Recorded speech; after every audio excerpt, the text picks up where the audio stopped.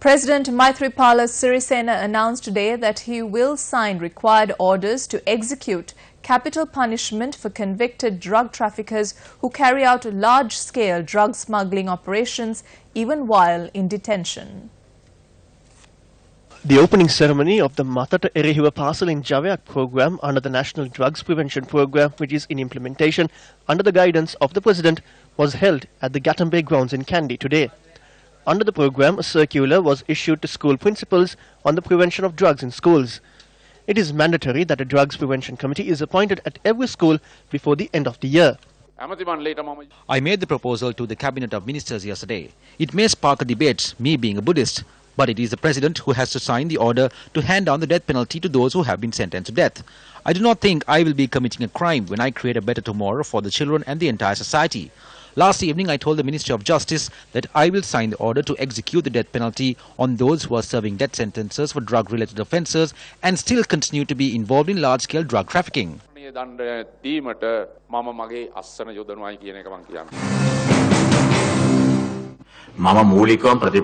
As a policy, I am against capital punishment.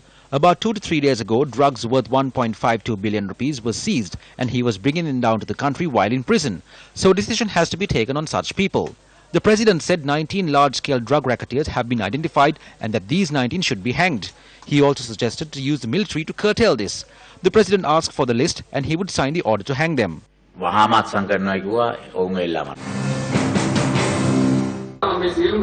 I say this to the entire political authority. It is only a handful of the population in Sri Lanka who uses these substances. They also have the votes.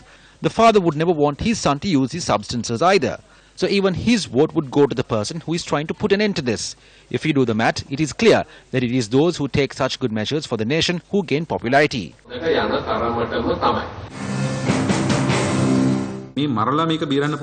It is a raw myth that this could be resolved by killing people. The country's situation is such that it is difficult for a person to run a small business without a little political assistance. Even the drug trade operates with the political protection. These racketeers survive under the shade of the ministers and politicians of governments. But once this begins to become a problem, or when disputes begin to rise within the group, they use their political power and point the gun at the very children they raised. This is going towards a political suppression. 2 suspects were arrested by a special team of the Criminal Investigations Department today with 9.9 kilograms of heroin found in a timber mill in Wakarai, Batiklo today. The street value of the stock of heroin has been estimated at over 140 million rupees. Meanwhile, a woman who attempted to send 3.15 grams of heroin stuffed in a tennis ball into the Valikata prison was sentenced to life in prison by the Colombo High Court today. The suspect is a 33-year-old resident of Sivali Lane in Borella.